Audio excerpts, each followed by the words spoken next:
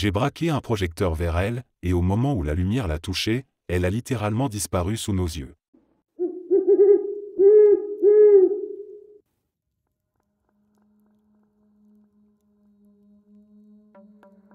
Je travaille dans un hôpital, et avant de commencer mon service, j'aime faire une petite promenade autour du bâtiment. Il fait généralement encore sombre à cette heure-là, mais je me sens plus en sécurité en restant à proximité de l'hôpital. Ce matin-là, tout semblait normal. Le silence était seulement troublé par le bruit de mes pas sur le trottoir. Je marchais tranquillement, suivant mon itinéraire habituel, quand j'ai vu une voiture arrêtée en plein milieu de la route. C'était étrange, mais je ne m'en suis pas trop préoccupé. Puis, soudainement, j'ai entendu une voix dans ma tête. Elle a crié « Cours !» C'était si fort et si clair que je me suis arrêté sur le moment. Je me souviens même avoir répondu à voix haute « Je ne vais pas courir ». Peut-être que je voulais me convaincre que tout allait bien, que c'était une peur irrationnelle. Mais alors, cette même voix a retenti à nouveau, encore plus insistante « Cours !» C'est là que quelque chose en moi a pris le dessus.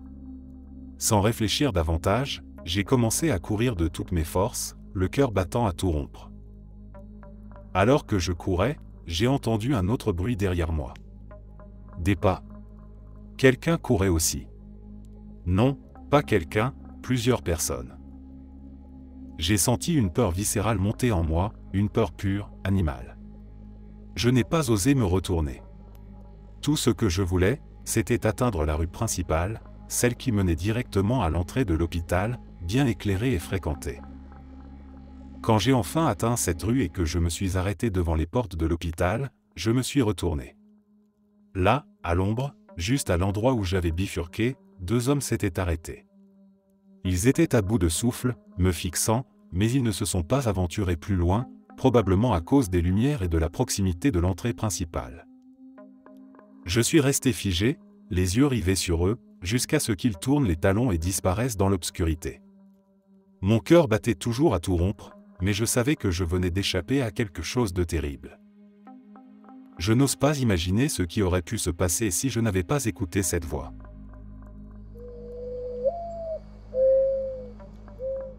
Je rentrais chez moi comme d'habitude, quand une étrange et persistante sensation m'a envahi, j'avais l'impression que ma maison avait été cambriolée. J'ai un peu ri pour moi-même et dit à haute voix, pourvu que ma maison n'ait pas vraiment été cambriolée, en tournant au coin de ma rue. La première chose que j'ai remarquée en arrivant devant chez moi, ce furent les stores de la fenêtre de ma chambre.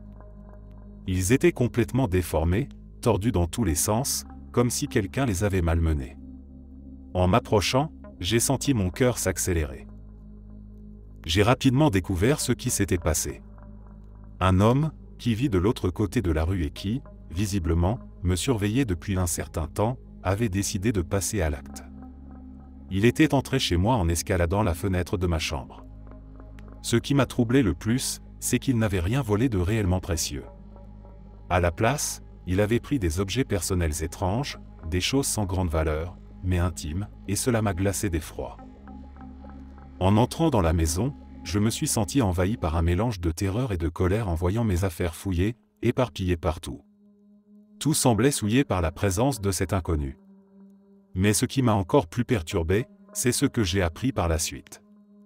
En discutant avec un voisin, il m'a confié que plusieurs personnes dans le quartier avaient vu cet homme s'introduire chez moi. Pourtant, personne n'avait osé intervenir. Tout le monde avait peur de lui, comme si sa réputation inquiétante suffisait à les paralyser. Mais le plus étrange dans cette histoire, c'est cette sensation que j'avais eue avant même de découvrir le désordre dans ma chambre. C'était comme si mon instinct savait ce qui allait arriver, avant même que mon esprit ne puisse comprendre. Ce pressentiment, cette conscience inexplicable, m'a laissé presque aussi mal à l'aise que l'intrusion elle-même. Une part de moi se demande encore comment j'ai pu savoir avant de savoir.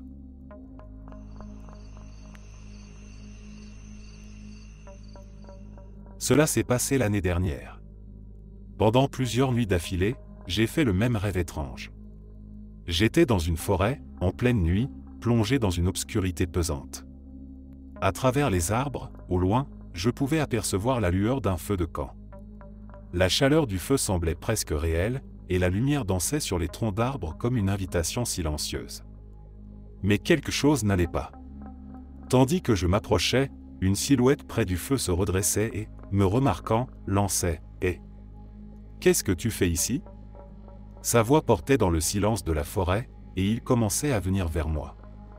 À cet instant précis, je me réveillais à chaque fois, le cœur battant, la sensation de danger encore vivace dans mon esprit.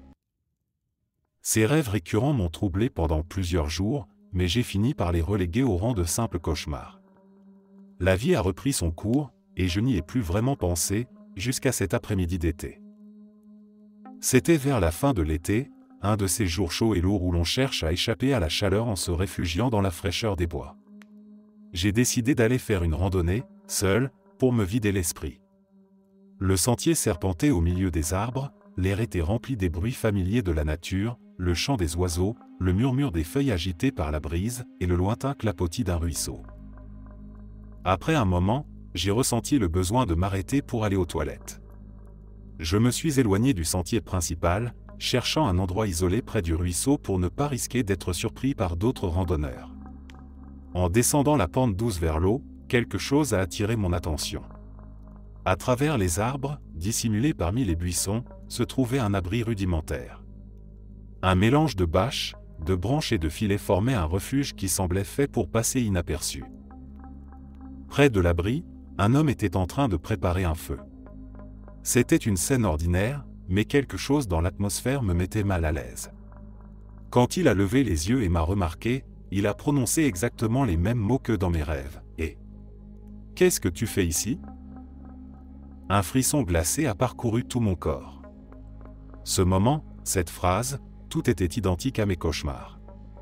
L'impression de déjà-vu était si forte que j'ai senti mon souffle se couper. Pendant un instant, je me suis demandé si je rêvais encore. Mais non, tout cela était bien réel. La chaleur du soleil, l'odeur du bois humide, les bruits de la forêt, tout était authentique. J'ai rapidement bafouillé une excuse, m'excusant de m'être égaré, et je me suis éloigné sans chercher à en savoir davantage. Mon cœur battait la chamade alors que je regagnais le sentier principal, mes pensées embrouillées par ce que je venais de vivre.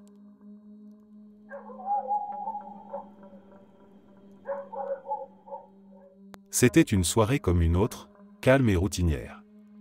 Allongés dans notre lit, nous profitions de ce moment de tranquillité avant de dormir. Mon mari était absorbé par son téléphone, défilant distraitement des pages, tandis que j'étais plongé dans un roman captivant. La lumière tamisée de nos lampes de chevet projetait des ombres douces sur les murs, et la chambre baignait dans une ambiance paisible.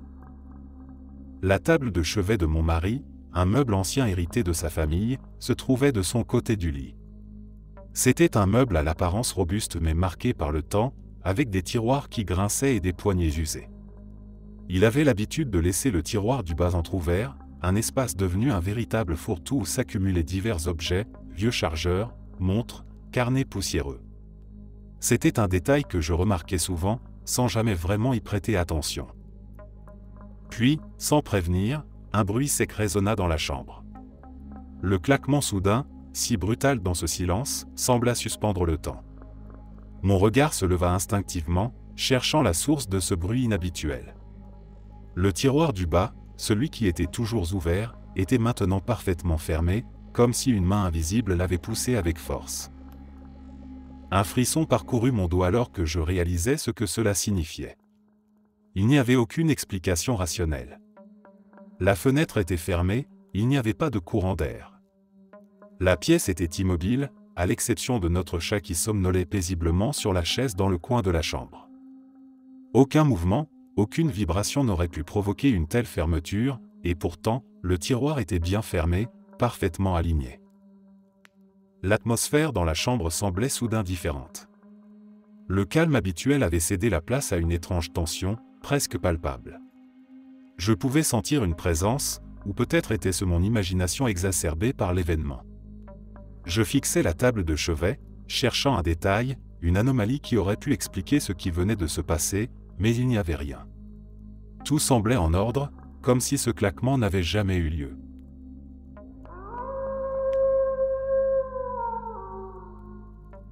Mon lit était placé dans un coin de ma chambre. Mon placard, lui, se trouvait à l'opposé, dans le coin opposé. Il n'avait pas de porte et était rempli d'un tas de bric-à-brac, une sorte de débarras collectif pour la maison, car je ne l'utilisais jamais. Je me suis réveillé allongé sur le dos, les yeux fixés droit devant. Depuis mon lit, j'avais une vue directe sur le placard. Je pouvais voir qu'il débordait d'objets, comme d'habitude. Mais cette fois, quelque chose a attiré mon attention.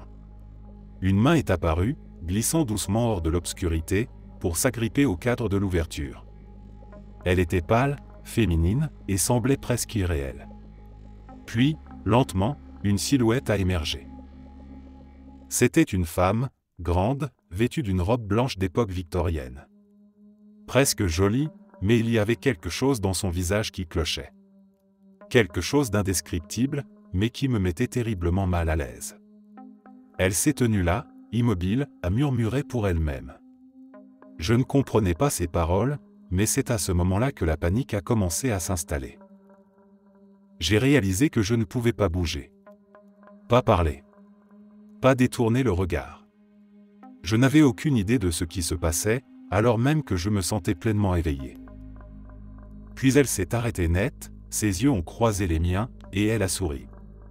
Mais ce sourire, les coins de sa bouche se sont étirés jusqu'à ses oreilles. Une grimace terrifiante.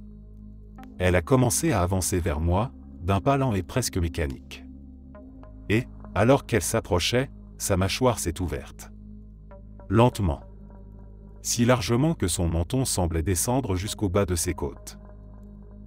C'est à ce moment que j'ai senti une odeur infecte, un mélange de pourriture et de moisissure.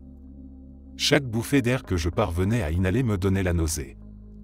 Elle a continué à avancer, émettant un son étrange, un gémissement profond, multitonal, comme si 5 voix se superposaient, toutes déformées et discordantes.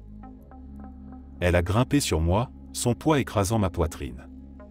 Je ne pouvais plus respirer, plus crier. Elle s'est approchée encore plus, et avant que je ne comprenne ce qui m'arrivait, elle a mis ma tête entière dans sa bouche. Le noir complet. Je ne voyais plus rien, je ne ressentais que cette terreur paralysante. Et c'est à ce moment-là que je me suis réveillé, en sursaut, haletant.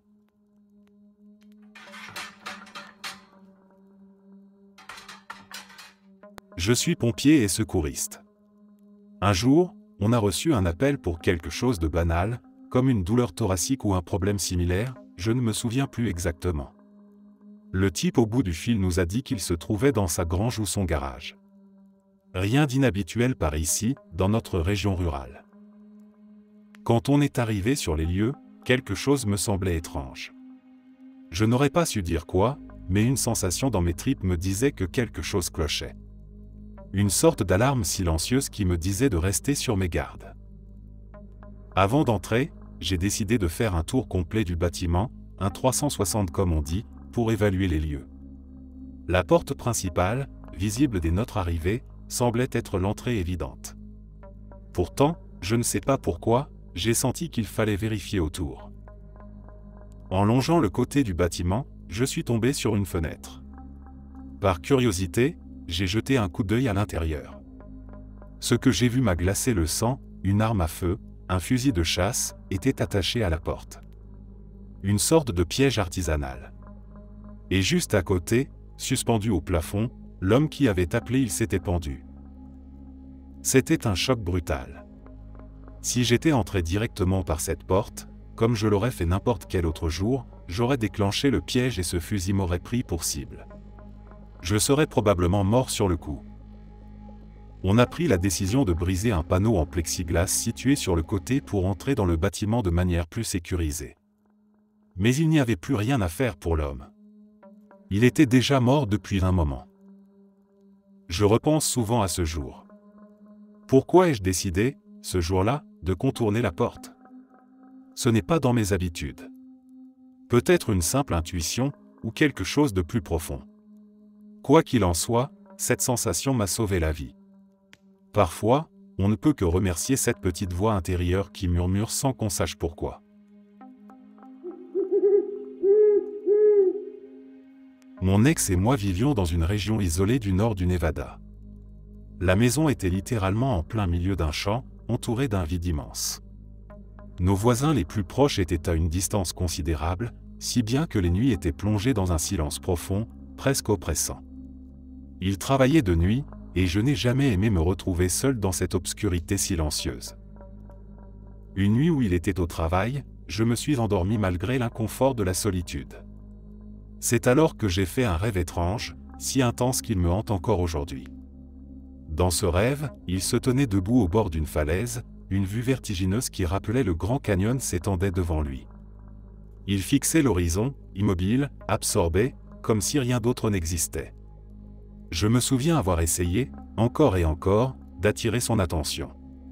Je l'appelais, je criais son nom, je lui faisais signe, mais il ne réagissait pas. Il restait figé, le regard perdu, ignorant totalement ma présence. Puis, brusquement, il s'est retourné. Son visage, auparavant impassible, était déformé par une panique soudaine. Ses yeux étaient écarquillés, emplis d'une peur viscérale, et il m'a saisi fermement par les bras. Ses doigts pressaient ma peau avec urgence. Il a dit, « Il y a quelqu'un dans la maison ». Avant même que je puisse réagir, mes yeux se sont ouverts d'un coup, comme dans un film, et je me suis réveillé. Mon cœur battait à tout rompre, et un frisson glacial me parcourait. Je restais figé dans mon lit, incapable de bouger, écoutant chaque bruit dans la maison. Mon sang se glaça encore davantage lorsque le chien, qui dormait paisiblement à côté du lit, se réveilla subitement. Il se mit à aboyer furieusement, une alarme vive dans le silence de la nuit, puis il se précipita hors de la maison par sa chatière, comme s'il poursuivait quelque chose dans l'obscurité.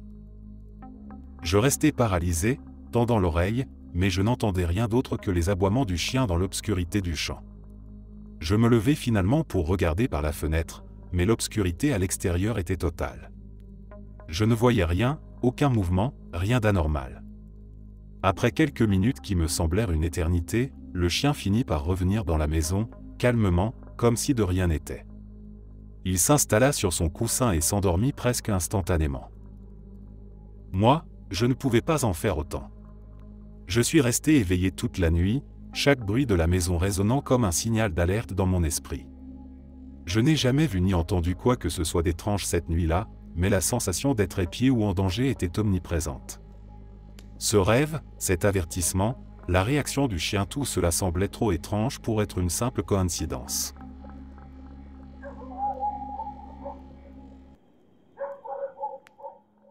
En 2019, je me suis rendu au Tadjikistan pour rencontrer mes nouveaux collègues et découvrir la région où j'allais travailler. À mon arrivée à l'aéroport, mon employeur et quelques membres de l'équipe m'ont accueilli avec chaleur et enthousiasme. Ils m'ont ensuite conduit à un complexe d'appartements où tout le personnel était logé. De l'extérieur, les bâtiments semblaient ternes, austères, recouverts d'une fine couche de poussière. Le genre d'endroit où rien ne paraît exceptionnel à première vue. En entrant dans l'immeuble, j'ai découvert des couloirs carrelés, des escaliers métalliques qui grimpaient étroitement vers chaque étage, et des portes d'appartements imposantes en métal. Une étrange impression m'a traversé, d'un côté, tout semblait robuste et sécurisé, mais de l'autre, je ne pouvais m'empêcher de me demander pourquoi tant de précautions étaient nécessaires. Ce sentiment d'ambivalence ne m'a pas quitté. Nous sommes montés jusqu'au 3e étage, où une lourde porte métallique marquait l'entrée de l'appartement. Dès que je suis entré, j'ai été stupéfaite. Ce qui se trouvait à l'intérieur contrastait totalement avec l'extérieur austère. Le sol était recouvert de tapis somptueux, ornés de motifs complexes, impeccablement disposés. Les murs étaient habillés d'un papier peint magnifique, avec des motifs en or scintillant, des nuances de prune et d'émeraude. Des lustres en cristal massif pendaient au plafond, projetant une lumière douce et chaleureuse. Les meubles anciens, finement sculptés, semblaient tout droit sortis d'un palais souterrain. C'était comme si j'étais entré dans un autre monde. 2 femmes m'ont accueilli avec un sourire chaleureux. Elles ont pris mes affaires, m'ont montré ma chambre et m'ont proposé du thé, des gâteaux et une variété de collations. Leur gentillesse et leur hospitalité m'ont immédiatement mis à l'aise. Peu de temps après, vers 18h, elles avaient déjà préparé le dîner pour tout le groupe. J'étais la seule femme parmi mes collègues, mais cela n'a jamais semblé être un problème. Nous avons été conduits dans une salle à manger où une longue table basse, entourée de magnifiques coussins, nous attendait. Nous avons mangé, ri et eut des conversations agréables qui m'ont fait oublier mes appréhensions initiales. Plus tard, l'une des femmes est venue dans ma chambre avec des serviettes et des articles de toilette pour m'aider à m'installer. Elle m'a conseillé de bien verrouiller ma porte pour la nuit, ce que j'aurais de toute façon fait spontanément. Les portes des chambres, tout comme celles des appartements, étaient également en métal lourd, avec des verrous coulissants massifs. Une fois installé, j'ai pris une douche, enfilé mon pyjama, et je me suis glissé dans le lit. J'ai appelé mon mari, et nous avons discuté pendant 1 heure environ, jusqu'à ce que mes paupières deviennent lourdes et que je commence à m'assoupir. Je me suis réveillé au milieu de la nuit, mon téléphone encore dans la main. Une étrange sensation m'avait tiré de mon sommeil. Dans le silence absolu, j'entendais une voix. Une chanson. Les mots m'échappaient, mais la mélodie portait une tristesse profonde et poignante. Cette voix lointaine me fit frissonner, comme si chaque note portait une part d'un mystère ancien. Je me suis levé doucement et suis allé à la fenêtre. De là, je pouvais voir une chaîne de montagnes dans le lointain, baignée d'une faible lueur, comme si la lune se couchait derrière elle. C'était de là que provenait le chant. Le contraste entre la beauté de cette voix et la solitude austère de ces montagnes était aussi envoûtant qu'effrayant. Je suis resté figé, hypnotisé par cette scène irréelle, incapable de détourner les yeux ou de bouger. Le temps semblait suspendu, et je n'ai aucune idée de combien de minutes, ou d'heures, j'ai passé à contempler l'obscurité et à écouter. Le lendemain matin, au petit déjeuner, j'ai mentionné ce que j'avais vu et entendu. Le silence tomba immédiatement autour de la table. Mes collègues échangèrent des regards furtifs, comme s'ils hésitaient à parler. Finalement, l'un d'eux haussa les épaules et dit simplement « Certaines choses ici sont anciennes ». Ils n'ajoutèrent rien, et je ne posai pas davantage de questions.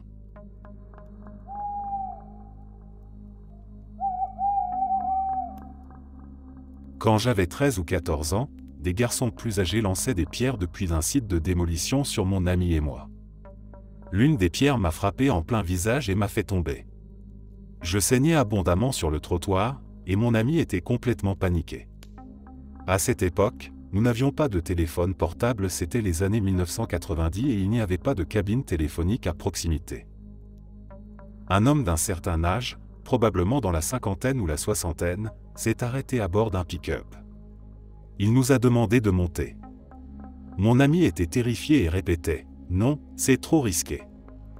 Mais j'ai eu une étrange impression de confiance envers cet homme, sans pouvoir l'expliquer. J'ai insisté « C'est bon, allons-y ». Nous sommes montés dans son véhicule, et il nous a conduits directement à l'hôpital, sans poser de questions ni perdre de temps. Une fois arrivé aux urgences, le personnel a noté son nom, le mien et celui de mon ami. Ensuite, l'homme est reparti, discrètement, sans attendre de remerciements. L'accident m'a causé des problèmes pendant 2 ou 3 ans, mais je m'en suis finalement remis, à part une petite cicatrice et un léger creux dans mon crâne. Quelques jours après l'incident, ma mère m'a suggéré de chercher cet homme dans l'annuaire pour le remercier. Son nom était peu commun, et il n'y avait qu'une seule correspondance. J'ai donc appelé. Une femme a répondu. Quand je lui ai décrit l'homme, elle m'a informé, avec une pointe de tristesse, qu'il était décédé 6 mois plus tôt. Elle a ajouté des détails sur son apparence, qui correspondaient exactement à ce que mon ami et moi nous rappelions. Pour en avoir le cœur net, j'ai cherché son avis de décès, et sa photo correspondait parfaitement à l'homme qui m'avait conduit à l'hôpital ce jour-là.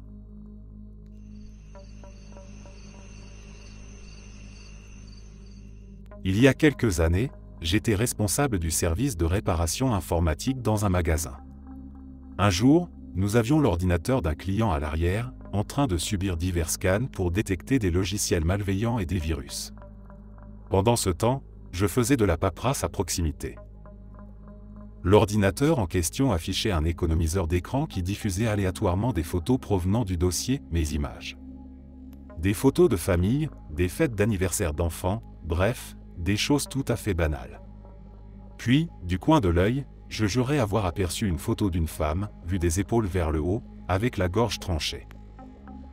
Sous le choc, j'ai tourné mon regard directement vers l'écran, mais l'image avait déjà disparu, remplacée par des photos d'un salon automobile. Sur le moment, je me suis dit que j'avais dû rêver ou que mes yeux m'avaient joué un tour. J'ai repris mon travail sans trop y penser. Plus tard, alors que je rapportais un autre ordinateur dans l'atelier, mon regard s'est à nouveau attardé sur cet économiseur d'écran. Cette fois, je pourrais presque jurer avoir vu une photo d'un corps ensanglanté ligoté dans le coffre d'une voiture. Là, mon sang s'est glacé. J'ai commencé à paniquer. J'ai immédiatement appelé un de mes employés et lui ai expliqué la situation. Nous avons décidé de surveiller cet économiseur d'écran pendant une dizaine de minutes pour confirmer ce que j'avais vu. Il est strictement interdit par la politique de l'entreprise de fouiller les fichiers personnels d'un client sans motif légitime. Et c'est là que nous avons vu d'autres images troublantes, 2 corps enterrés dans une tombe peu profonde en pleine forêt, puis une main coupée dans un tiroir de cuisine. Je n'en revenais pas. À ce moment-là, j'ai décidé qu'il fallait alerter le directeur général. Après lui avoir montré les photos, nous avons convenu qu'il valait mieux appeler les forces de l'ordre. Environ 15 minutes plus tard, le propriétaire de l'ordinateur est arrivé avec un collègue. Lorsque je l'ai informé que nous ne pouvions pas lui rendre son ordinateur immédiatement, il a demandé pourquoi. Je lui ai expliqué que nous avions vu des photos inquiétantes et que nous avions dû alerter la police. À ce moment-là, son collègue a éclaté de rire. C'est alors qu'ils nous ont expliqué, le client était en fait un enquêteur pour la police, et ces images étaient liées à des dossiers criminels sur lesquels il travaillait. Visiblement, il avait enfreint le règlement en ramenant des preuves chez lui et n'avait jamais remarqué que ces photos étaient utilisées comme économiseur d'écran sur son ordinateur personnel.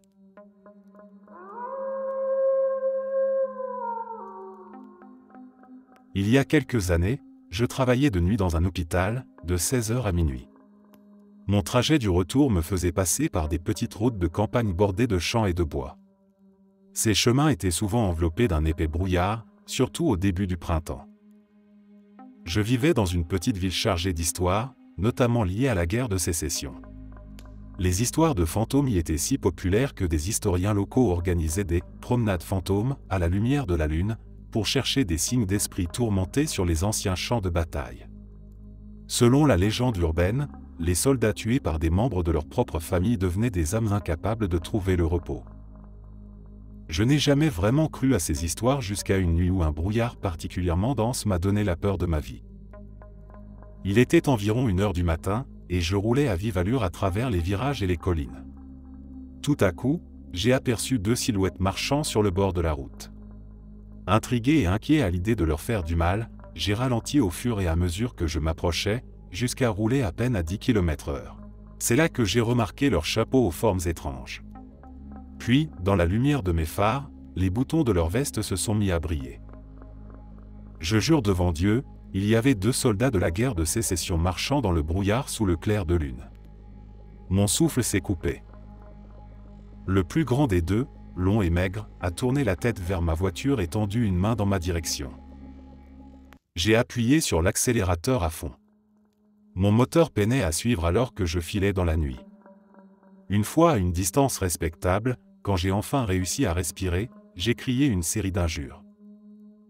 Mais ce n'était pas fini. Alors que je prenais un nouveau virage, j'ai aperçu une petite voiture, une Géo Métro, arrêtée sur le bord de la route, ses feux clignotants allumés. Le capot était ouvert, et de la vapeur s'échappait du moteur. À côté de la voiture, un homme en uniforme de soldat de la guerre de Sécession se tenait, les mains sur les hanches, fixant le moteur avec un air exaspéré. Des reconstituteurs historiques étaient en ville pour un événement, et l'un d'eux avait visiblement eu une panne de voiture. Pourquoi ils étaient sur cette route isolée à une heure si tardive reste un mystère. Ils m'ont littéralement fait mourir de peur.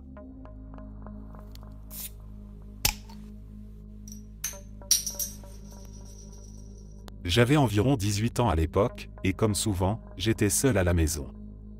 C'était une journée normale. Je m'amusais, dansais et écoutais de la musique, allant de ma chambre à la salle à manger, complètement dans mon propre monde. En arrivant à un coin de la maison, dans le couloir, quelque chose a attiré mon attention. Du coin de l'œil, j'ai vu une forme noire. Au début, je n'y ai pas prêté attention, pensant que c'était peut-être un simple jeu d'ombre. Mais quand j'ai tourné la tête, tout mon corps s'est figé. Sur le mur, il y avait une ombre. Une silhouette d'homme. Ce n'était pas la mienne. Je suis resté paralysé, incapable de bouger, regardant cette ombre marcher lentement sur le mur. Elle avait l'air bien définie, clairement celle d'un homme, mais il n'y avait personne à proximité pour projeter une telle ombre.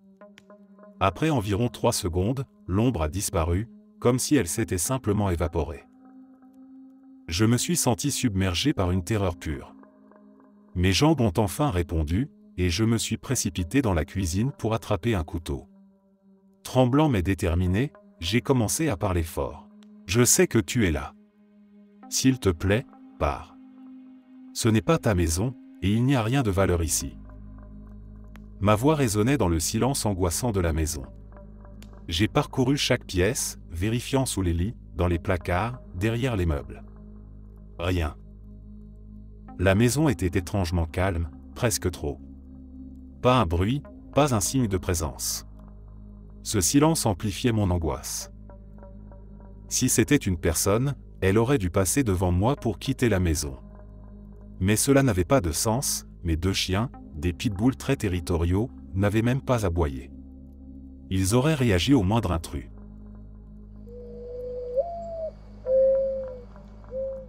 J'ai grandi dans une grande maison familiale divisée en 2 parties.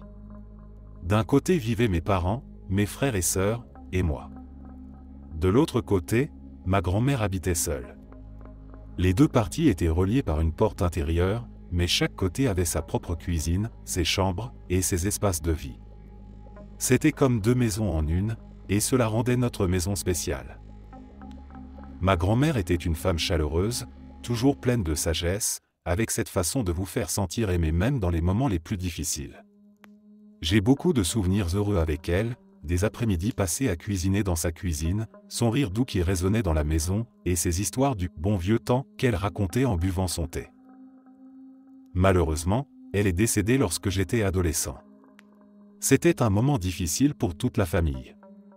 Sa maison est restée vide pendant un certain temps, comme si personne n'avait le cœur de la remplir à nouveau. Mais peu à peu, j'ai commencé à utiliser son côté de la maison. J'étais au lycée à l'époque, et j'aspirais à un peu d'indépendance.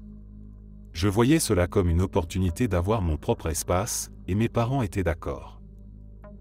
Au début, c'était étrange.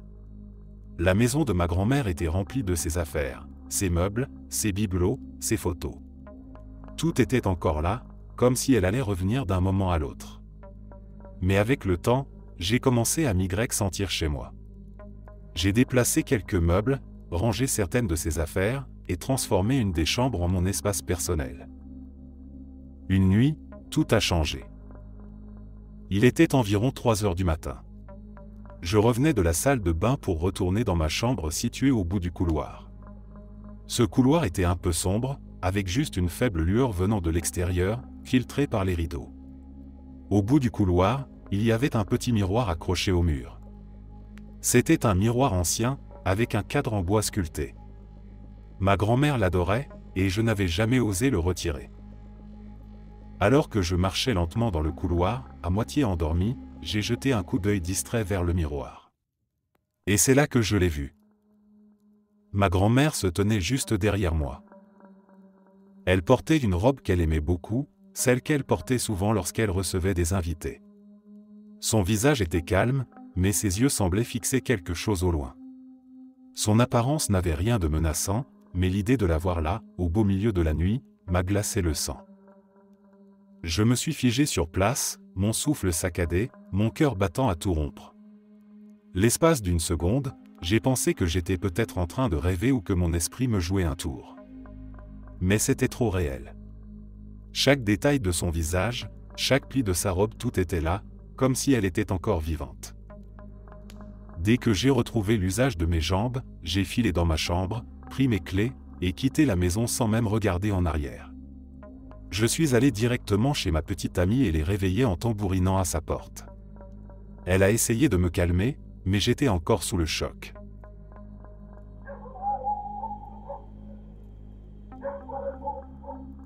Quand j'avais entre 12 et 15 ans, il m'est arrivé une expérience que je n'ai jamais pu oublier. Ce soir-là, j'étais seul à la maison. Mes parents étaient sortis, et j'étais confortablement installé dans notre bureau, en train de jouer sur l'ordinateur. Le bureau était une petite pièce cosy, mais il y avait un détail qui rendait cet endroit un peu angoissant. Juste en face de l'ordinateur, il y avait une porte. Cette porte donnait accès au garde-manger et, à travers celui-ci, à un escalier qui montait jusqu'au grenier. Ce grenier avait toujours une ambiance étrange, un peu pesante.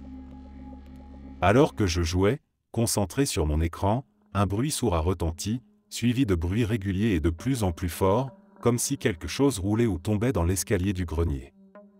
Mon cœur s'est arrêté. Ce qui était encore plus terrifiant, c'est qu'il y avait une porte en haut de cet escalier. Une porte solide, qui était toujours fermée. Rien ne devait pouvoir descendre de là. Je me souviens avoir lentement quitté ma chaise et m'être approché de la porte du garde-manger. J'avais une envie irrésistible de vérifier, mais au moment de poser la main sur la poignée, mes muscles semblaient paralysés. Je ne pouvais pas ouvrir cette porte. Et c'est alors que j'ai entendu un autre bruit. Des pas. Juste au-dessus de moi. Quelqu'un ou quelque chose marchait dans le grenier. Paniqué, je me suis reculé lentement, sans quitter la porte des yeux, et je suis retourné au canapé du bureau. Je me suis assis, recroquevillé en boule, fixant la porte comme si j'attendais que quelque chose en surgisse. Et c'est là que ça a recommencé, un nouveau bruit sourd, suivi par ce même son de quelque chose qui dégringolait les marches. Cela a duré pendant des heures. Chaque bruit faisait monter en moi une peur viscérale. J'étais incapable de bouger, attendant désespérément que mes parents rentrent à la maison. Puis, peu avant leur retour, tout s'est arrêté. Un silence total, comme si rien ne s'était jamais passé. Quand mes parents sont finalement arrivés, je leur ai raconté ce qui s'était passé, la voix tremblante. Mon père, sceptique mais curieux, est monté au grenier pour vérifier. Il n'y avait rien. Aucun objet déplacé, rien qui aurait pu expliquer ces bruits. Après cette nuit, j'ai développé une véritable appréhension à rester seul dans cette maison. Je ne pouvais plus me détendre si personne d'autre n'était là. Je n'osais plus non plus utiliser la douche lorsque j'étais seul. Tout dans cette maison me semblait étrange. Mais le pire, c'est que la maison dans laquelle nous avons déménagé par la suite était encore plus dérangeante. Mais ça, c'est une autre histoire.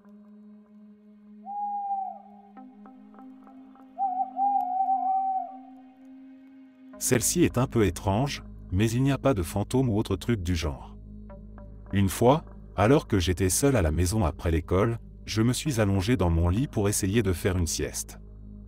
J'étais encore complètement réveillé, à peine 2 minutes s'étaient écoulées depuis que j'avais posé ma tête sur l'oreiller, et même en temps normal, il me faut un temps fou pour m'endormir.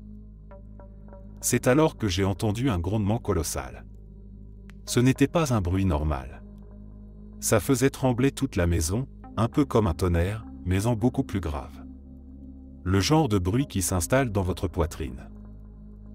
Ça a duré au moins 15 secondes, peut-être plus. J'ai eu le temps de penser, waouh, ça dure vraiment longtemps, de me lever, de marcher jusqu'à la fenêtre et de l'ouvrir pour essayer de comprendre d'où ça venait. À ce moment-là, le grondement s'est arrêté. En regardant vers l'horizon, là où semblait se diriger le son, j'ai vu un immense nuage sombre, arrondi, qui émergeait juste au-dessus de l'horizon. Si je devais deviner, il devait être à environ 30 km. Ce nuage avait une forme qui ressemblait étrangement au sommet d'un champignon atomique, mais le tronc était en dessous de l'horizon, donc je ne pouvais pas en voir la base. C'était le début de l'automne, ce genre de journée où l'air est encore tiède, mais commence à fraîchir. Il n'y avait pas un souffle de vent, et le ciel était incroyablement clair. Tout en fixant ce nuage pendant 20 à 30 secondes, un énorme coup de vent est survenu soudainement. Une rafale brûlante, si forte qu'elle a renversé les poubelles dehors. Elle a duré une quinzaine de secondes avant de disparaître aussi rapidement qu'elle était apparue. À ce moment-là, j'étais jeune, et dans ma tête, la panique a pris le dessus. Ma mère travaillait à l'hôpital, alors j'ai immédiatement essayé de l'appeler. Pendant près d'une demi-heure, je ne pouvais pas la joindre. À chaque fois que je composais son numéro, je tombais sur un message automatique disant que les lignes téléphoniques ne fonctionnaient pas. Quand j'ai enfin réussi à la joindre, je lui ai raconté ce que j'avais vu et entendu. Je m'attendais à ce qu'elle me dise qu'elle avait aussi remarqué quelque chose d'étrange ou qu'elle avait entendu parler d'un incident. mais non. Elle n'avait absolument aucune idée de ce que je racontais. Pendant près de 30 minutes, je me suis vraiment convaincu qu'il avait pu y avoir une explosion massive, peut-être même une bombe nucléaire, quelque part dans le nord-est des États-Unis. À cette époque, cela ne me semblait pas si improbable, c'était seulement quelques années après le 11 septembre, et cette peur flottait encore dans l'air. Mais apparemment, je suis peut-être le seul à avoir été transporté dans une dimension alternative, presque identique à celle d'où je viens, sauf que dans celle-ci, la bombe n'a jamais explosé. Ou alors, qui sait? Peut-être que je me suis juste fait un film dans ma tête.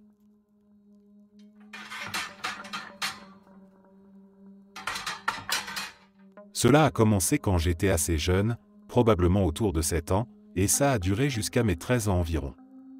Régulièrement, la nuit, j'entendais des bruits de pas courir de long en large dans le couloir. C'était étrange et troublant, mais en même temps, je ne me sentais pas menacé. C'était dérangeant, bien sûr, mais il y avait quelque chose d'étrangement non hostile dans ces bruits. Je m'y étais habitué avec le temps. Mais à un moment donné, tout a changé. Cela s'est mis à se produire aussi pendant la journée, et surtout lorsque j'étais seul dans le salon. Cette fois, les pas étaient plus lents, presque délibérés, et j'avais cette sensation très forte qu'on m'observait. En me retournant par-dessus le canapé, je savais, d'une manière inexplicable, que quelque chose était là, dans l'encadrement de la porte. Pourtant, ce n'était pas effrayant. En fait, cela ressemblait presque à une présence bienveillante, comme si on vérifiait que tout allait bien. Mais les choses sont devenues plus intenses vers mes 15 ans. C'était un soir de juin, probablement autour de 22 heures. J'étais dans ma chambre, avec ma veilleuse allumée.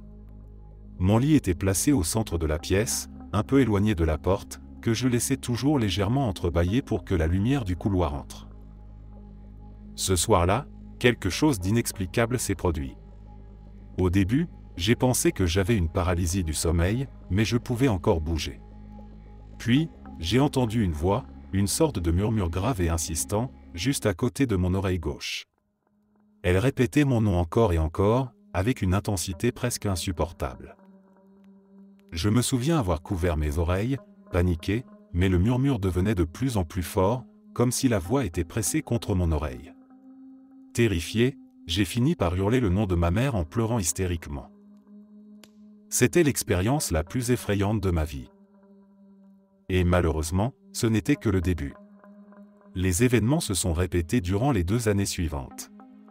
Au départ, c'était principalement dans ma chambre, mais avec le temps, cela a commencé à se manifester ailleurs dans la maison. Quand j'étais seul, j'entendais ces murmures venant d'autres pièces. Parfois, je me réfugiais dans la salle de bain, la seule pièce avec une serrure, et j'attendais que ma mère rentre du travail. Pour essayer de me protéger du bruit, je mettais des écouteurs et de la musique à fond. Cela étouffait un peu les murmures, mais je pouvais toujours les entendre légèrement. Et cela ne s'est pas limité à la maison. Par moments, même à l'extérieur, je percevais une sorte de murmure ou de bourdonnement, bien que ce soit moins précis et plus distant. Vers la même époque, j'ai aussi commencé à voir des choses. Des formes sombres, floues, qui semblaient se déplacer rapidement dans la maison, toujours à la limite de mon champ de vision. À cette période, ma santé mentale n'était pas au mieux. Quand j'ai finalement parlé de tout cela à un professionnel, on a attribué ces expériences à des hallucinations auditives et visuelles, probablement exacerbées par mon état mental. Cela m'a apporté une certaine forme de réconfort, car cela signifiait que tout se passait dans ma tête et que je n'étais pas réellement en danger.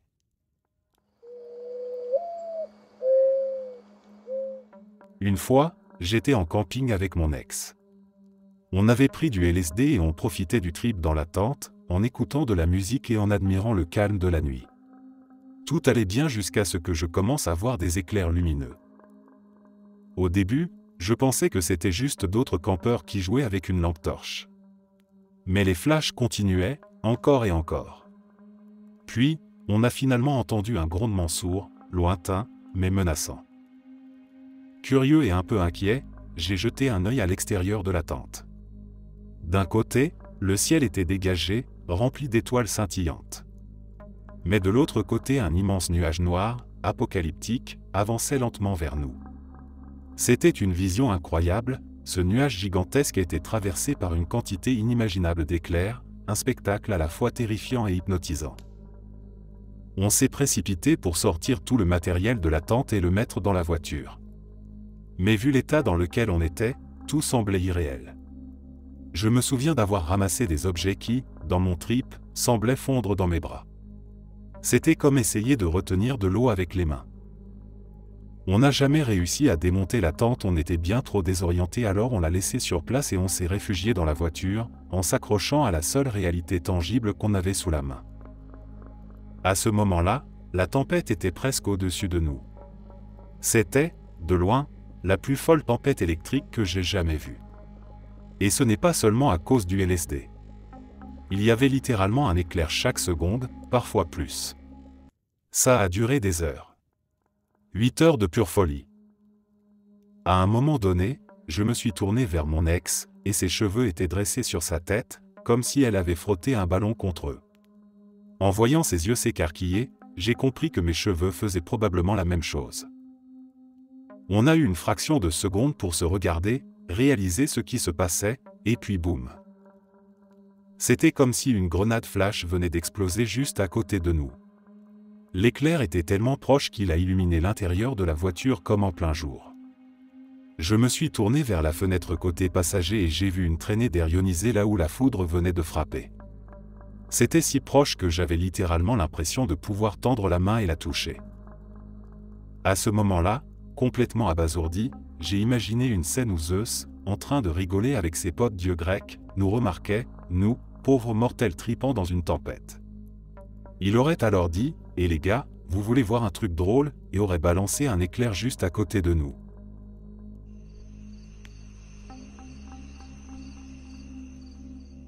Cette histoire s'est déroulée au début ou au milieu des années 70. Elle concerne une de mes anciennes professeurs, que nous appellerons Sandy. À l'époque, Sandy rendait service à un couple en gardant leur maison pendant leur absence. Ils étaient partis pour plusieurs mois, et elle logeait dans leur grande maison ancienne, récemment restaurée. C'était une demeure imposante de 3 étages, pleine de charme, mais aussi un peu intimidante. Cette nuit-là, il faisait sombre dehors. Une pluie battante tambourinait contre les fenêtres, créant une ambiance presque oppressante. Sandy était assise dans le salon, regardant la télévision pour passer le temps. Mais elle ne se sentait pas à l'aise. Une sensation étrange la hantait, un sentiment inexplicable, comme si elle était observée. Elle n'arrêtait pas de jeter des coups d'œil autour d'elle, scrutant les ombres dans les coins de la pièce, mais il n'y avait rien. Rien à voir, rien à entendre, et pourtant, cette sensation persistante de ne pas être seule ne la quittait pas. Au bout d'un moment, Sandy a secoué la tête, agacée par sa propre paranoïa. Elle s'est dit que tout cela n'était qu'une bêtise, une combinaison de la maison ancienne, du mauvais temps, et de son imagination trop active. Elle a pris une profonde inspiration et a décidé d'ignorer ce sentiment pour se concentrer sur son émission. C'est précisément à ce moment-là que l'homme l'a attaquée. Il a surgi de nulle part, probablement caché dans la maison depuis un moment. Sandy a été prise par surprise, mais elle ne s'est pas laissée submerger. Elle s'est débattue avec lui de toutes ses forces, luttant pour se dégager de son emprise. Sa carrière de professeur de sport et d'entraîneuse de tennis l'avait rendue à la fois robuste et déterminée.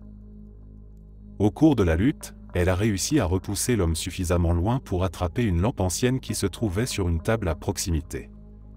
C'était une lampe lourde, en métal et en verre, de celle qui semblait presque impossible à soulever d'une seule main. Quand l'homme s'est précipité à nouveau sur elle, Sandy a levé la lampe à 2 mains et l'a frappée avec toute la force dont elle était capable.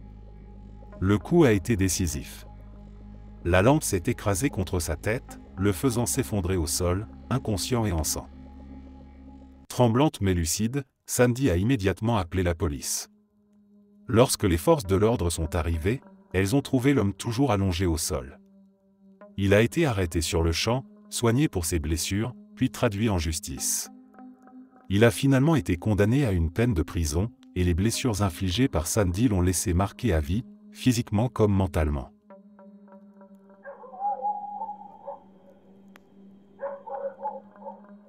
En 1995, nous étions un groupe de 5 filles, âgées d'environ 12 ans, réunies pour une soirée pyjama chez une amie. Elles vivaient dans une région rurale, et le voisin le plus proche était à environ 1 kilomètre. Son père avait construit un « fort » dans le jardin, à partir d'un ancien bateau. Ce fort avait une cabine, mais ce n'était pas la cabine d'origine. C'était plutôt une petite cabane rudimentaire, de 3 mètres sur 3, faite de planches de bois épaisses et coiffée d'un toit en tôle. À l'intérieur, on ne pouvait que s'asseoir, car la hauteur sous plafond était d'environ 1,20 m. Le fort reposait sur 4 piliers d'une vingtaine de centimètres de diamètre, surélevés à environ 1,80 m du sol. Il avait 2 portes qui s'ouvraient librement. L'une menait à une planche reliant le reste du bateau, et l'autre donnait sur une barre pour glisser jusqu'au sol. Tout autour de la cabane, entre les murs et le toit, une ouverture d'environ 30 cm servait de fenêtre rudimentaire. Ce soir-là, vers 21 h, nous étions tout installés dans la cabane, racontant des histoires de fantômes. On tenait une lampe de poche sous notre visage pour créer une ambiance effrayante, et on riait aux éclats. À un moment donné, le père de notre ami et son ami sont venus nous faire peur, puis sont revenus une seconde fois pour nous demander de baisser d'un ton. On s'amusait énormément. Mais tout a basculé en un instant. Alors que nous racontions une nouvelle histoire, nous avons senti un grand coup venant du dessous de la cabane, comme si un marteau ou un objet lourd l'avait frappé. Nous avons sursauté, mais nous avons ri en pensant que c'était encore son père et son ami qui s'amusaient à nous effrayer. Puis, il y a eu un autre bruit, quelque chose venait de tomber sur le toit en tôle. Instinctivement, j'ai pensé que c'était l'un de leurs pans, car ils avaient des pans de compagnie qui grimpaient parfois sur les toits. Mais rapidement, la situation est devenue beaucoup plus inquiétante. La cabane a commencé à trembler. Pas violemment, mais suffisamment pour nous faire bouger légèrement. Ensuite, nous avons entendu des coups sur les murs, suivis de longs grattements, comme si quelqu'un passait un objet métallique sur toute la longueur des planches. Puis, la porte donnant sur la barre de descente a été frappée avec une telle force qu'elle s'est ouverte brusquement. Nous avons crié, mais en regardant, il n'y avait rien. Après quelques secondes de silence, tout a recommencé, mais en pire. Les coups sur le toit, les grattements sur les murs, les secousses de la cabane, tout se produisait en même temps. La porte continuait d'être frappée si violemment qu'elle s'ouvrait de 10 à 15 cm à chaque coup, malgré le fait qu'elle se refermait automatiquement. Candy, la fille la plus forte et la plus courageuse du groupe, elle avait gagné un concours de bras de fer contre tous les garçons de l'école, s'est précipitée pour retenir la porte. Mais même en y mettant tout son poids et toute sa force, elle ne parvenait pas à la garder complètement fermée. La porte s'ouvrait encore de 5 à 10 cm à chaque impact. Je n'oublierai jamais l'expression de terreur sur son visage. Nous hurlions, surtout une fille qui n'arrêtait pas de crier à plein poumon. Pendant ce chaos, j'ai rassemblé assez de courage pour essayer de regarder à travers l'ouverture autour du toit. Je me suis mis à genoux pour avoir un angle de vue, mais je n'ai rien vu sans devoir sortir ma tête, et il était hors de question que je fasse ça. J'ai tendu l'oreille, espérant entendre des bruits humains, un rire, une voix, des pas, quelque chose qui indiquerait qu'il s'agissait d'une farce. Mais il n'y avait rien, juste ce chaos étrange et inexplicable. Soudain, un coup de feu a retenti au loin. Tout s'est arrêté immédiatement. Plus de bruit, plus de grattements, plus de secousses. Tout était redevenu silencieux. C'était le père de notre ami. Il est arrivé en courant et nous a sortis une par une de la cabane avant de nous enfermer dans leur immense garde-manger, pour notre sécurité. Pendant qu'il fouillait la propriété avec son ami, nous avons attendu, tremblantes. Ils n'ont rien trouvé. Le lendemain matin, nous sommes retournés à la cabane avec eux. Nous voulions comprendre ce qui s'était passé. Les 2 hommes ont essayé de reproduire les secousses, mais ils n'ont même pas réussi à la faire bouger. En inspectant les murs, nous avons trouvé quelques éraflures, mais rien de concluant. La seule chose étrange qui a été découverte était une moitié de géode d'améthyste, laissée là près de la cabane. Ce soir-là a laissé une marque indélébile sur chacune de nous.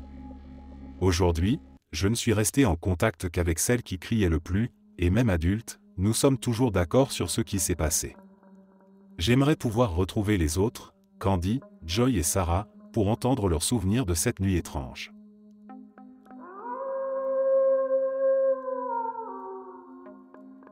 Une de mes tantes préférées est décédée à l'âge de 94 ans, laissant à mon père, qui était déjà âgé, une somme d'argent précieuse pour subvenir à ses besoins. À ce moment-là, mon père venait de se faire arnaquer de toutes ses économies par un homme venant d'un comté voisin. Cet escroc lui avait laissé une montagne de dettes, et je travaillais avec le procureur depuis un autre État, à près de 2000 km de distance, pour monter un dossier contre lui. Tout cela, ma tante l'ignorait complètement lorsqu'elle est décédée. J'avais déjà obtenu une procuration pour gérer les affaires de mon père, et un samedi matin, je me suis rendu à la banque pour récupérer le chèque de l'héritage. Comme c'était tôt dans la journée, la banque était presque vide. Le manager, qui était la seule autre personne présente, m'a invité à m'asseoir à un bureau dans le hall, plutôt que dans son bureau privé. Nous avons discuté des circonstances qui m'amenaient là, et après avoir finalisé les formalités administratives, elle est partie dans une autre pièce pour traiter le chèque de banque. Pendant qu'elle s'absentait, j'ai pris le certificat de décès de ma tante, posé ma paume dessus, et j'ai murmuré une prière de gratitude. Je la remerciais silencieusement d'avoir si généreusement pris soin de mon père, même après sa mort. C'est alors que j'ai aperçu un mouvement du coin de l'œil. Une pièce de monnaie roulait sur le sol recouvert de moquettes, avant de s'arrêter net à environ 1 mètre à ma gauche.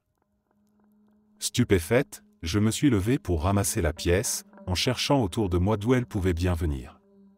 Elle venait de la direction d'une grande baille vitrée qui illuminait le hall avec la lumière du soleil. Mais il n'y avait absolument personne, ni à l'intérieur, ni à l'extérieur. Je sentais des frissons parcourir tout mon corps. Quand la manager est revenue, je lui ai raconté ce qui venait de se passer, en lui montrant la pièce, c'était 1 centime. Je lui ai demandé si elle avait une explication. Elle m'a répondu qu'aucune pièce n'était conservée dans cette partie de la banque, que tout avait été nettoyé la veille au soir, et que j'étais la première cliente de la journée. À moitié en plaisantant, je lui ai dit, « Alors, c'est sûrement ma tante, qui veut me faire savoir que tout ira bien. » La manager est passée de l'autre côté du bureau et m'a pris dans ses bras, un geste simple mais rempli de chaleur. L'histoire ne s'est pas arrêtée là. L'escroc qui avait ruiné mon père a finalement été condamné pour fraude, abus envers une personne âgée, et bien d'autres chefs d'accusation. Il a reçu la peine maximale et a été envoyé en prison. Grâce à l'héritage de ma tante et à la justice rendue, j'ai pu rembourser toutes les dettes de mon père, lui offrir une vie confortable et lui garantir des soins de qualité jusqu'à la fin de ses jours.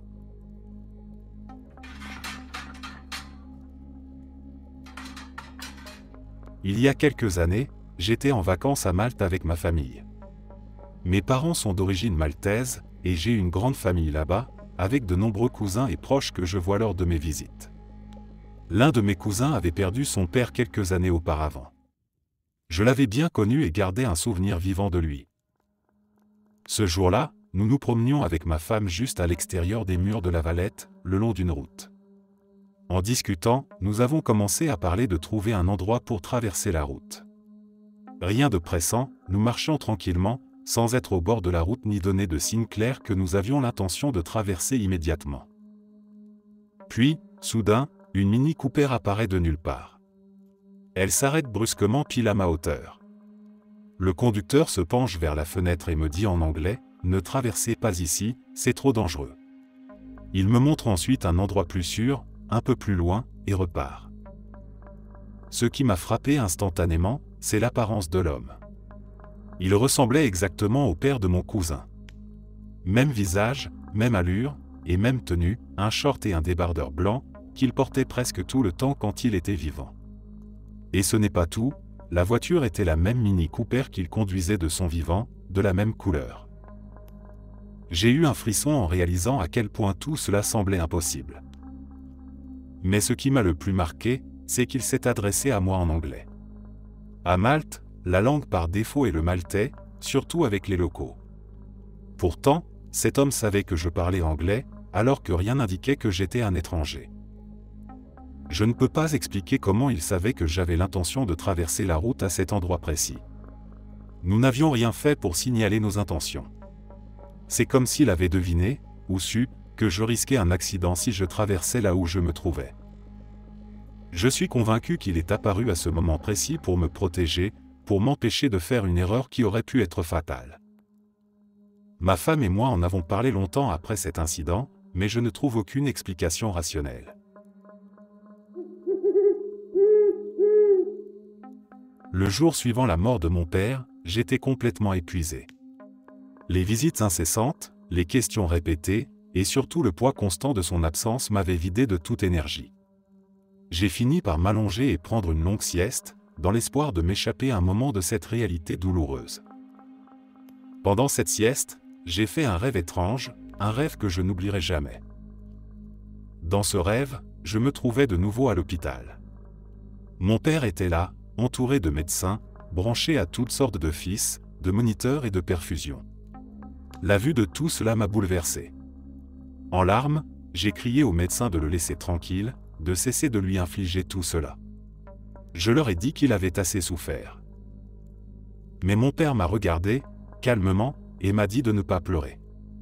C'est à ce moment-là que j'ai remarqué que les médecins n'étaient pas en train de l'installer dans ces machines. Au contraire, ils lui retiraient les fils, les tubes et tout ce qui le retenait immobile. Puis, quelque chose d'incroyable s'est produit. Mon père s'est levé, quelque chose qu'il n'avait pas pu faire depuis longtemps. Il portait une longue robe blanche, et son visage semblait serein, presque lumineux. Il m'a souri et m'a tendu la main. « Viens marcher avec moi », m'a-t-il dit. Nous avons marché ensemble dans un lieu magnifique, paisible, le long d'un ruisseau scintillant. L'endroit était si apaisant que, pour un instant, j'ai oublié toute la douleur. En marchant, je lui parlais de petites choses. Je lui ai raconté comment, récemment, nous avions vu Avengers ensemble et comment son super-héros préféré, Hulk, avait un rôle mémorable. Je riais en décrivant la scène où Hulk attrape Loki et le secoue comme une poupée de chiffon. « Tu aurais adoré ça, papa », lui ai-je dit. « Tu aurais ri à en pleurer. » Mon père a souri doucement, mais m'a interrompu en disant « mauvais choix de mots ». Son ton était moqueur, mais affectueux.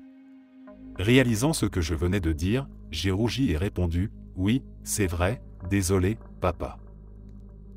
Son sourire a disparu, et son expression est devenue plus sérieuse. Il m'a regardé dans les yeux et a dit quelque chose que je n'oublierai jamais, c'est d'accord. Mais tu sais, je ne voulais pas vraiment mourir.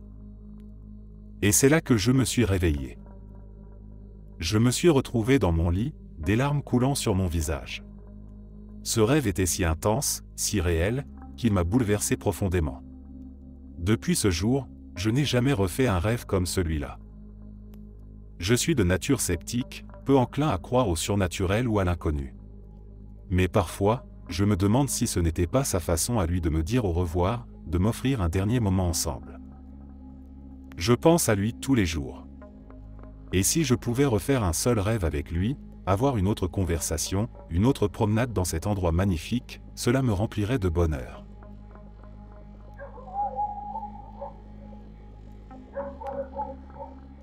Mon mari et moi étions en plein travaux de rénovation dans notre maison. La pièce principale était complètement dénudée, pas de rideaux, pas de meubles, juste une échelle qui traînait au milieu de la pièce. En plein milieu de la nuit, nos chiens se sont mis à aboyer. Mais ce n'était pas un simple aboiement, c'était ce cri d'alerte bien reconnaissable pour ceux qui ont des chiens. Je me suis immédiatement levé du lit, le cœur battant. Je me suis faufilé le long du mur pour jeter un coup d'œil en bas, vers la pièce principale.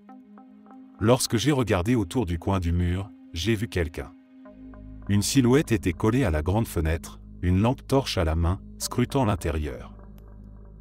Mes chiens, furieux, ont couru vers la porte d'entrée, aboyant sans relâche. Je me suis dirigé vers une chambre d'amis à l'étage, celle qui donne sur le jardin de devant.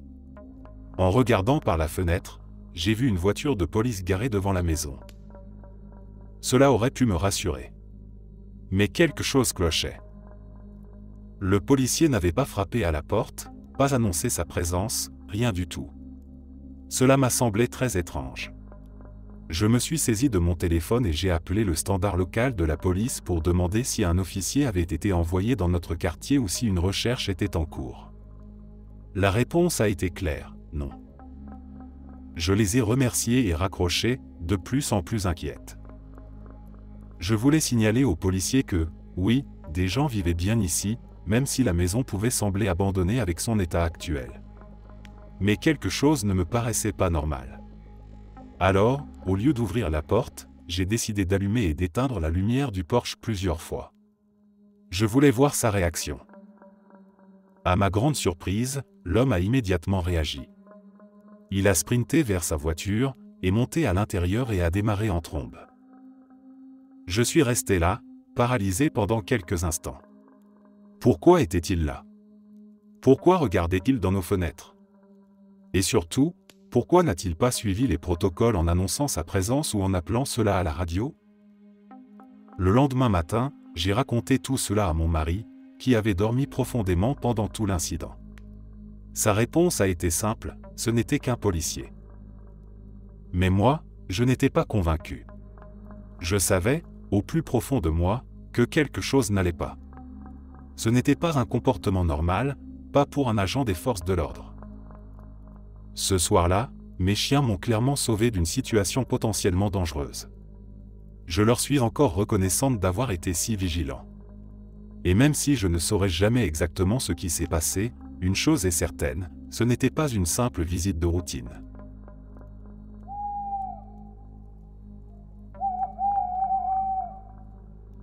Il y a quelques années, j'ai engagé une femme pour m'aider à nettoyer ma maison, située dans une région rurale.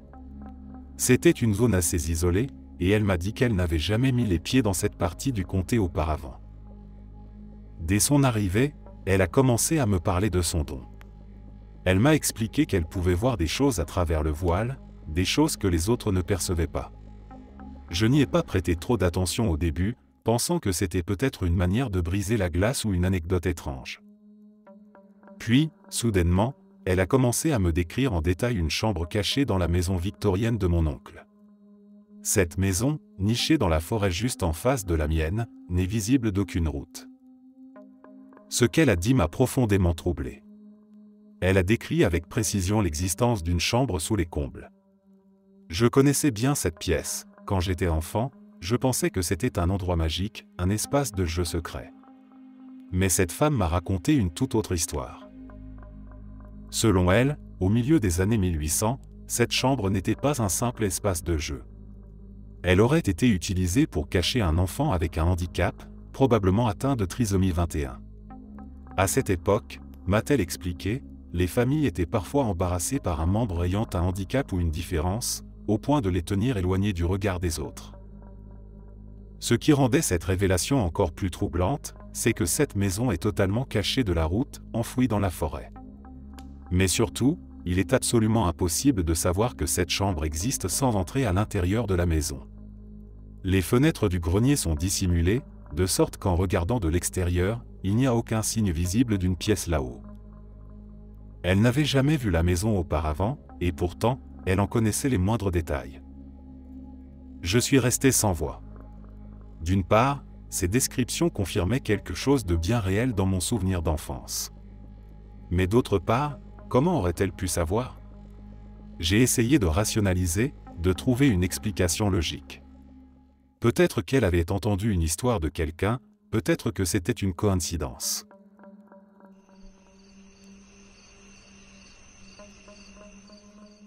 Il y a quelques années, je vivais dans un appartement, et chaque nuit, le détecteur de mouvement se déclenchait, toujours aux alentours de 2 ou 3 heures du matin. À chaque fois que cela arrivait, je me levais machinalement, vérifiais les fenêtres et m'assurais que les portes étaient bien verrouillées avant de retourner me coucher. Au début, je pensais que c'était une simple fausse alerte, mais après environ 3 semaines, cela devenait de plus en plus fréquent, parfois même plusieurs fois par nuit. J'étais agacé, mais je commençais aussi à trouver cela étrange. Pour comprendre ce qui se passait, j'ai décidé d'installer une caméra juste là où se trouvait le détecteur de mouvement. Le lendemain matin, curieux et un peu inquiet, j'ai vérifié les enregistrements. Ce que j'ai vu m'a glacé le sang. Sur la vidéo, une jeune fille apparaissait. Elle était soit à ma fenêtre, soit sur mon balcon. Je vivais pourtant au 3e étage avant le dernier, dans un immeuble de cet étage. Ce qui rendait la scène encore plus troublante, c'est que la caméra montrait clairement qu'elle descendait vers mon étage, mais dès que le détecteur se déclenchait, elle remontait vers les étages supérieurs. J'ai laissé passer quelques jours supplémentaires pour enregistrer plus de preuves et m'assurer que je ne rêvais pas. Puis, j'ai décidé d'en parler aux voisins du dernier étage, pensant que la petite fille vivait peut-être chez eux. Mais ils m'ont affirmé qu'ils n'avaient pas d'enfant, encore moins une petite fille. Inquiet, j'ai continué à poser des questions aux autres voisins des étages supérieurs, mais personne ne semblait reconnaître l'enfant que je voyais sur mes enregistrements. Pas un seul des résidents ne correspondait à ce que j'avais vu. Puis, quelque chose de curieux s'est produit. Après ces recherches, la jeune fille a cessé d'apparaître sur mon balcon. Le détecteur de mouvement ne s'est plus jamais déclenché.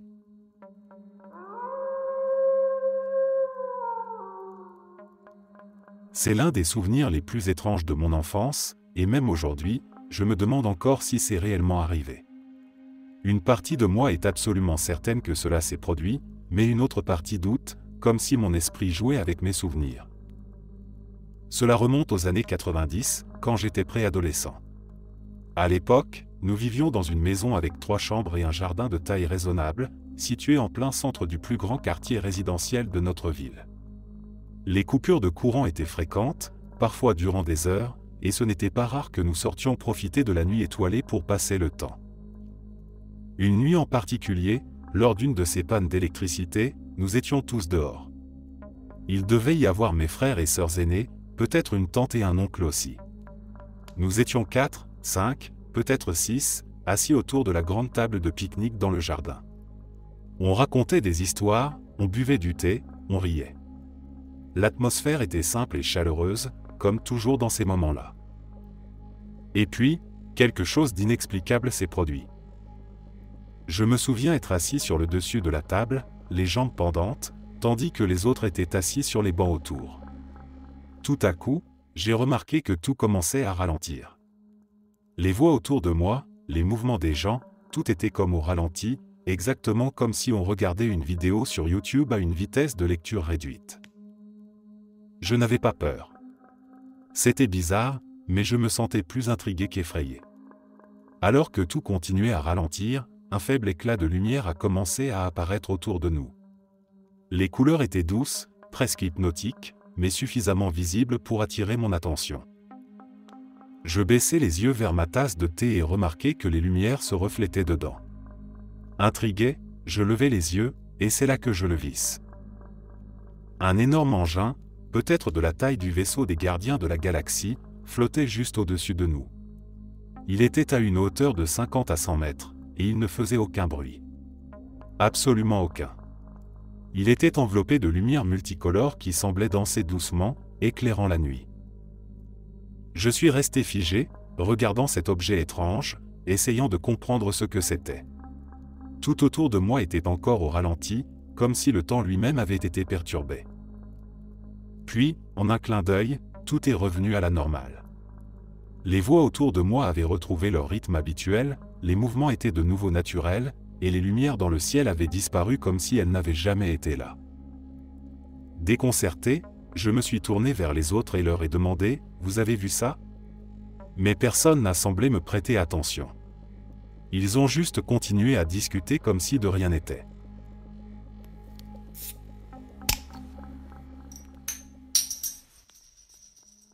J'ai vécu une prémonition totale une fois, et c'est une expérience que je n'arrive toujours pas à expliquer. À l'époque, mon ami se préparait à se marier dans quelques mois, et j'étais dans son cortège de mariage. Nous avions commencé à planifier son enterrement de vie de garçon, mais rien de concret n'avait encore été décidé. Puis, une nuit, environ 3 mois avant le mariage, j'ai fait un rêve incroyablement intense. Dans ce rêve, je me trouvais dans un restaurant, assis à une table avec tous les gars. En regardant à ma gauche, je voyais une grande fenêtre sur le mur du fond, et dehors, il pleuvait. Tout semblait étrangement précis.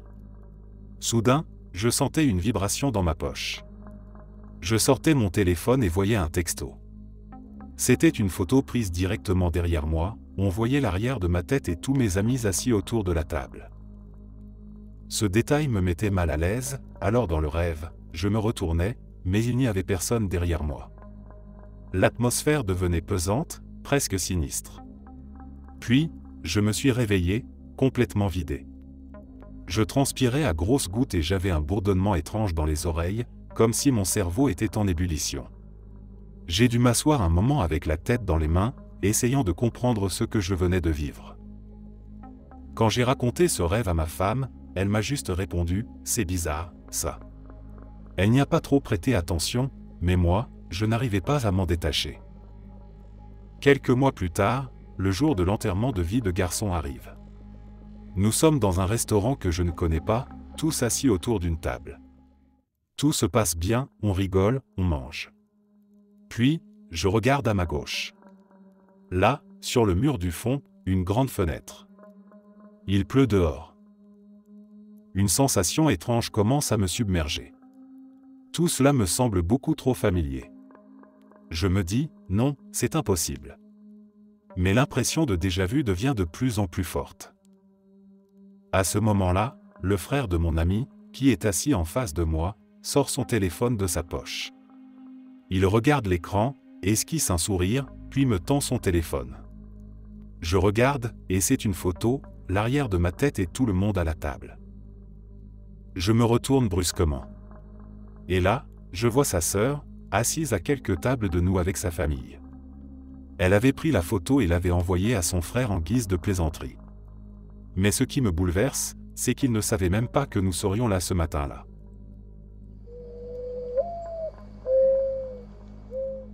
Quand ma fille aînée était petite, elle avait beaucoup de mal à faire des siestes. Souvent, pour l'aider à s'endormir, je m'allongeais dans son lit avec elle pendant l'heure de la sieste. Je lui lisais une histoire et lui caressais doucement le dos jusqu'à ce qu'elle finisse par s'endormir. Un après-midi, alors que je faisais cela, elle s'est finalement assoupie et je commençais moi aussi à somnoler. La pièce était calme, et tout semblait normal. Mais tout à coup, elle s'est redressée d'un coup sec, comme si elle avait été tirée de son sommeil par quelque chose d'invisible. Elle s'est assise sur le lit et a fixé un point devant elle, ou plutôt, elle semblait regarder à travers moi. Interloqué, je lui ai demandé « Qu'est-ce qui ne va pas ?» Mais elle ne m'a pas répondu. Elle continuait à regarder droit devant elle, les yeux grands ouverts, comme si elle voyait quelque chose que je ne pouvais pas voir. Puis, sans prévenir, elle a commencé à hurler, un cri perçant et désespéré. Elle a sauté du lit et s'est précipitée au milieu de la pièce, où elle s'est mise à crier encore plus fort. Avant que je ne puisse réagir, elle s'est laissée tomber au sol, allongée sur sa poitrine et ses épaules. Elle a commencé à ramper sur le plancher, poussant de longs grognements et traînant ses bras derrière elle, comme si elle n'avait plus la force de les utiliser. Je me sentais complètement impuissant et terrifié. Tout cela semblait tellement irréel. Après ce qui m'a semblé être une éternité, mais qui n'a probablement duré que quelques minutes, elle s'est soudainement redressée. Elle s'est tenue debout, parfaitement droite, et m'a fixé de ses grands yeux, immobile et silencieuse. Puis, sans un mot, elle s'est dirigée vers moi, un pas après l'autre, lentement mais avec détermination. Quand elle est arrivée près de moi, elle s'est simplement recouchée dans son lit comme si de rien n'était.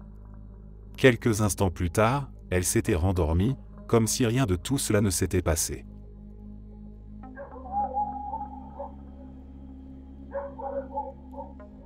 J'ai travaillé pendant 6 ans dans un dépôt de stockage d'armes nucléaires situé dans le désert du Nevada, non loin de la base aérienne de Nellis.